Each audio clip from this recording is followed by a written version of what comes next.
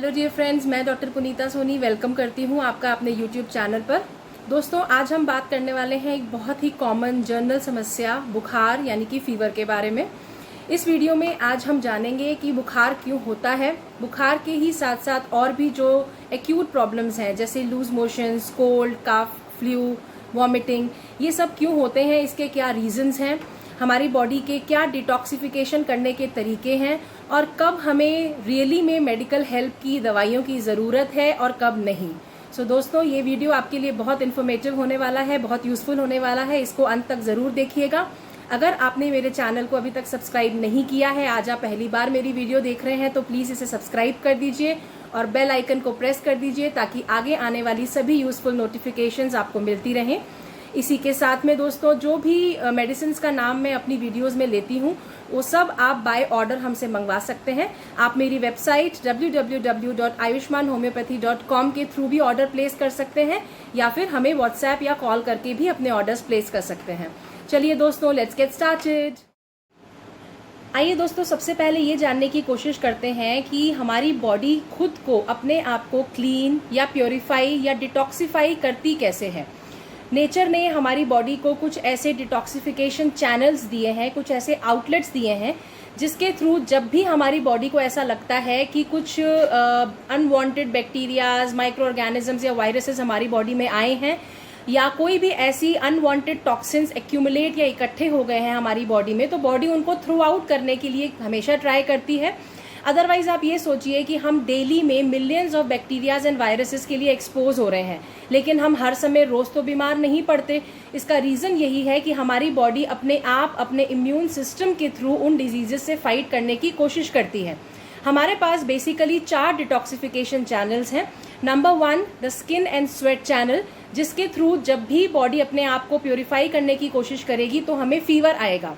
Number 2 the respiratory channel, जब भी हमें कोल्ड, कफ या इन्फ्लुएंजा जैसे सिम्टम्स हों तो ये समझ लीजिए कि हमारी बॉडी खुद को प्योरीफाई कर रही है by the respiratory channel. Number 3 we have the stool और द एनल चैनल, जब भी आपको लूज मोशंस हो तो इसका मतलब कि वो चैनल एक्टिव है। And number 4 the mouth channel, यानी जब भी आपको अगर वॉमिटिंग हुई है तो आप ये समझ लीजिए कि बॉडी खुद को प्योरीफाई करके डिटॉक्सिफाई कर रही है इन चैनल्स के थ्रू। हम अपने घर की भी तो डेली सफाई करते हैं, लेकिन महीने में एक बार या 2 महीने में एक बार हम थरो क्लीनिंग करते हैं। कर्टन्स हटाकर सफाई करेंगे, कारपेट्स हटाएंगे, सारा फर्नीचर इधर उधर करके हम क्लीनिंग अच्छी तरीके से करेंगे। उसी तरीके से 1-1.5-2 महीने में हमारी बॉडी भी अपने आप की थरो क्लीनिंग करती है। सारा गार्बेज, सारा टॉक्सिन, जो भी कचरा हमने 1.5-2 महीने में इकट्ठा किया है, हमारी बॉडी उसको रिमूव करने की कोशिश करती है। मैंने अभी आपको 4 चैनल्स बताए जिसके थ्रू हमारी बॉडी खुद को हमेशा साफ करने में लगी रहती है और इसी की वजह से ये जनरल एक्यूट सिम्टम्स आते हैं। लेकिन हम क्या करते हैं, हम पैनिक में आ जाते हैं, हम परेशान हो जाते हैं, हम मेडिकेशन से उसको फटाफट सप्रेस करने की कोशिश करते हैं। तो आज के बाद जब भी आपको इस तरीके के सिम्टम्स आ रहे हैं तो आपको ये समझना है कि पहली बात, ये एक्यूट सिम्टम्स हैं जो कि 2 से 3 दिन के बाद अपने आप ही चले जाएंगे। दूसरी बात, हमें एक जजमेंट पावर लगानी है कि कहाँ पर हमें सीरियसली मेडिकेशन की ज़रूरत है और कहाँ नहीं। मैं आगे आपको वीडियो में ये भी बताऊंगी। और आगे हमें इस बात का भी ध्यान रखना है कि ये सब हैप्पी डिजीजेस हैं, ये सब अच्छा है हमारे शरीर के लिए, हमें इसमें इंटरफेयर नहीं करना है, हमें इस क्लीनिंग प्रोसेस में इंटरफेयर नहीं करना है।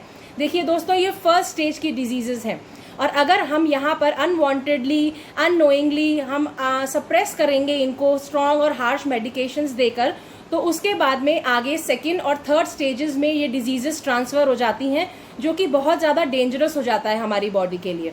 तो इन डिजीजेस को हम होम रेमेडीज़, काली मिर्च, तुलसी, अदरक, हींग, क्लव, इन सब चीज़ों से ही इनका काढ़ा बनाकर, इनकी चाय बनाकर हम इनको बहुत इजीली रिमूव कर सकते हैं।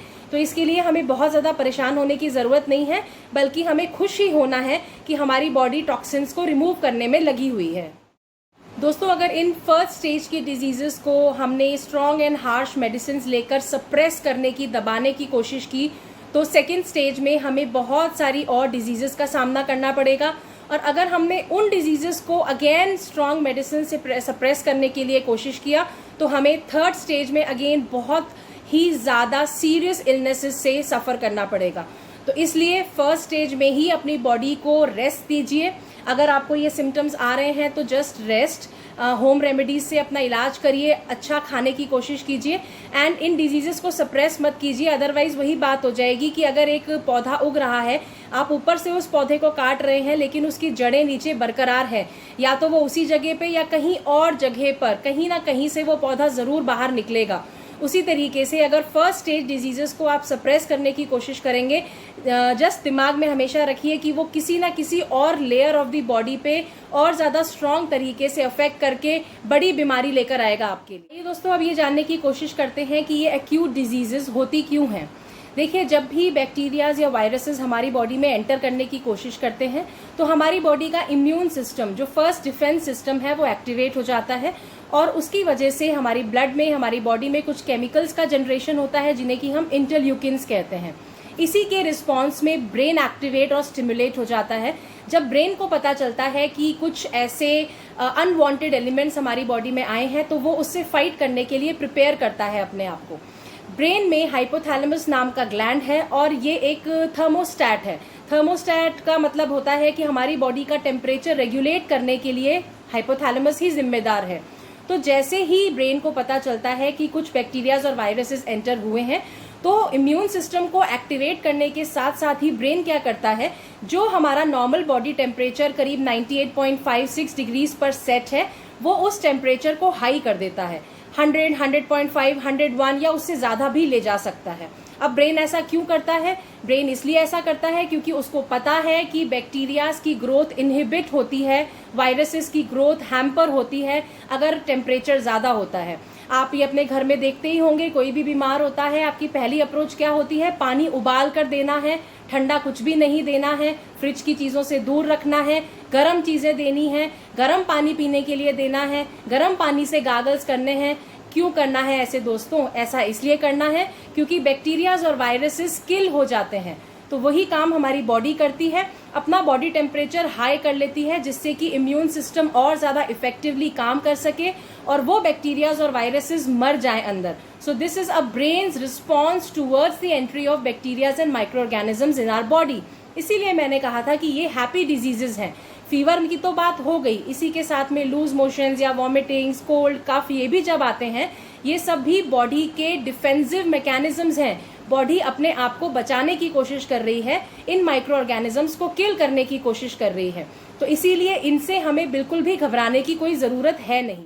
लेकिन दोस्तों, हम क्या करते हैं, जैसे ही हमें बुखार हुआ, जैसे ही हमें दिखा कि थर्मामीटर में 100 आ गया है या उससे ज्यादा थोड़ा सा, हम पागल हो जाते हैं, हम बेचैन हो जाते हैं और हम अपने डॉक्टर पर प्रेशर डालते हैं कि हमें एंटीपायरेटिक्स दीजिए फटाफट, ये ज़्यादा क्यों है फीवर। खासकर छोटे बच्चों के केस में तो मदर्स बहुत ज़्यादा पैनिक कर जाती हैं। रेगुलर डेली बेसिस पे मदर्स आती हैं मेरे पास। मैं उनको तब समझाने की कोशिश करती हूँ कि आपको अपनी जजमेंट पावर और परसेप्शन पावर का यूज़ करके देखना होगा।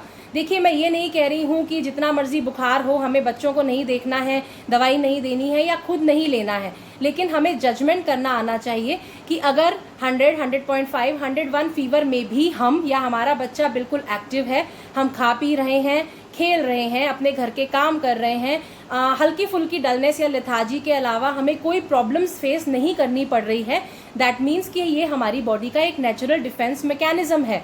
हाँ, अगर 99 या 100 फीवर में ही हम हद से भी ज़्यादा डेबिलिटी फील कर रहे हैं या बहुत ज़्यादा वॉमिटिंग्स या लूज मोशंस हैं तो डेफिनेटली हमें अपने डॉक्टर के पास जाने की ज़रूरत है। लेकिन कई बार ऐसा देखा जाता है कि 101, 102 बुखार होने पर भी बच्चा भागते दौड़ता हुआ मेरे क्लिनिक में आता है, या जो पेशेंट आता है वो कहता है हल्का सा बुखार है, मैं चेक करती हूँ बहुत हाई निकलता है। उस पेशेंट को एहसास ही नहीं था इस चीज़ का। तो यहाँ पर हमें अपना जजमेंट लगाना है कि हमें अननेसेसरीली एंटीपायरेटिक्स नहीं लेने हैं। अब क्यों नहीं लेने हैं? क्योंकि एंटीपायरेटिक्स क्या करेंगे, वो एक स्ट्रॉन्ग केमिकल्स हैं जो अंदर जाकर बॉडी का जो टेम्परेचर हाई हुआ है उसको ठीक करने की कोशिश करेंगे और जो हमारी बॉडी ने happy chemicals, good chemicals release किए हैं उनको किल करने की कोशिश करेंगे। हमारी बॉडी इस बात को समझ जाएगी और इम्यून सिस्टम सेटल डाउन हो जाएगा, वो फिर लड़ाई में नहीं लगेगा। उसको ये लगेगा कि अब ये केमिकल्स आए हैं, ये अपना काम कर रहे हैं, तो हमारी बॉडी फाइट करना ही छोड़ देगी। आप इसके हार्मफुल इफेक्ट्स और रेपरकशन समझिए कि आगे फ्यूचर में जब भी आपको इस तरीके की एक्यूट ट्रबल्स होंगी तो आपकी बॉडी फाइट बैक करना ही छोड़ देगी। आपका इम्यून सिस्टम धीरे धीरे डाउन होते होते जीरो पे आ जाएगा, आप इनटॉलरेंट हो जाएंगे, कोई भी प्रॉब्लम्स आएगी आप उससे फाइट बैक नहीं करेंगे, हर बार बस मेडिसिन का ही सहारा लेंगे। इससे आपकी इम्यूनिटी लेवल बिल्कुल डिमोलिश हो जाएगा। तो इसलिए बॉडी को खुद फाइट करने दीजिए, अपने सेंसेस ओपन रखिए, समझिए कि कब आपको डॉक्टर की जरूरत है और कब नहीं है। देखना है कि अगर आप अच्छे से खा पी पा रहे हैं, आप एक्टिव हैं, बच्चा ब्रीदिंग प्रॉपर कर पा रहा है, बार बार मोशंस या वॉमिटिंग्स नहीं हो रही हैं। देखिए दिन में 10-15 बार हो जाए तो ऑब्वियसली उसको ट्रीटमेंट की ज़रूरत है, बट अगर once in a while, twice in a while तो देन इट्स फाइन।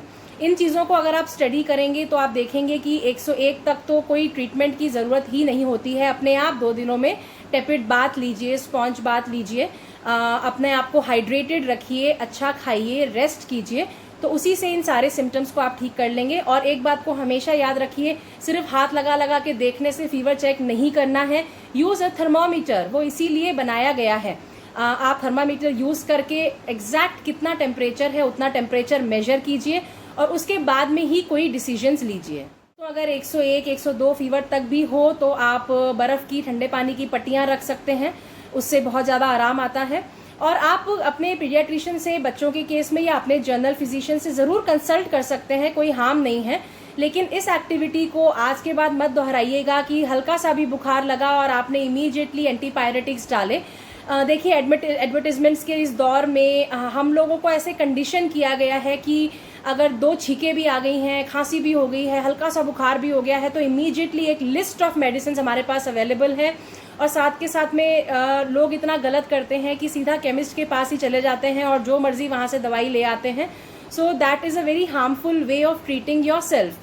जहाँ पर बॉडी आपको हेल्प कर रही है कि वो आपकी एक स्ट्रांग इम्यूनिटी पावर बनाए, वहाँ पर आप अपनी बॉडी को हेल्प नहीं कर रहे हैं। जब भी फीवर या इस तरीके के सिम्टम्स आ रहे हैं आपकी बॉडी में, लूज मोशंस, कोल्ड, कफ, जिनके बारे में मैं पूरी वीडियो में बात करती आई हूँ, इन सबके बैक्टीरियाज और माइक्रो ऑर्गेनिजम्स बॉडी टेम्परेचर पे बहुत अच्छे से फ्लरिश करते हैं और इसीलिए बॉडी टेम्परेचर अपना हाई करती है और ये जनरल सिम्टम्स दिखाती है, थ्रो आउट करने की कोशिश करती है, चाहे मुंह का चैनल हो, चाहे एनल चैनल हो। और उस चीज़ को हमें दबाकर सप्रेस करके अपनी बॉडी को अनग्रेटफुल नहीं होना है अपनी बॉडी की तरफ। तो आज के बाद if you are a parent, be focused and be strongly judgemental कि आपको कब रियली में ट्रीटमेंट की ज़रूरत है। इस वीडियो में मैंने आपको यही बताने की कोशिश की है कि fever, cold, cough, influenza, loose motions, vomitings are happy diseases. These are first stage diseases. इनका कोई हार्म नहीं है, ये आपकी बॉडी को हेल्प करने के लिए हुई है। तो हर बार इसको सप्रेस करके आगे और स्ट्रॉन्गर डिजीजेस की तरफ अपनी बॉडी को मत लेकर जाइएगा। अगर आपको ये वीडियो पसंद आई हो तो प्लीज़ इसको लाइक कीजिए, इसको शेयर कीजिए और ऐसी ही और यूज़फुल और इन्फॉर्मेटिव वीडियोस के लिए आगे ज़रूर मेरे चैनल को देखते रहिए। Thank you so much, take care and bye bye.